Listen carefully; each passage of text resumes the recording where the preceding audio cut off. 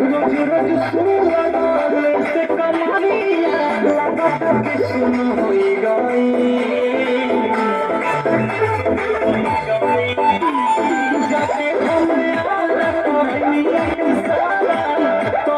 आराम नहीं पाई रोज रोज सुन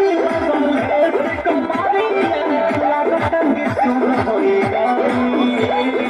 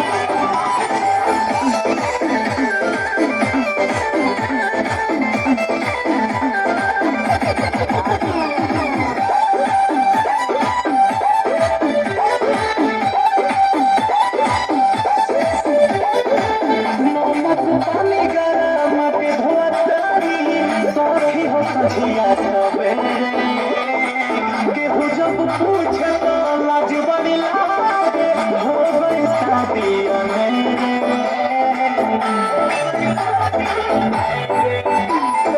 पानी गरम धोतारी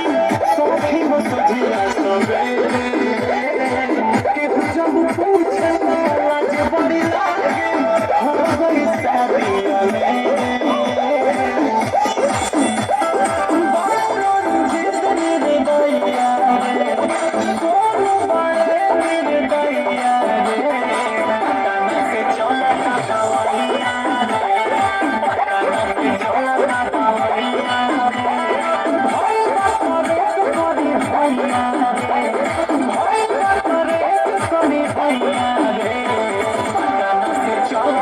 Oh,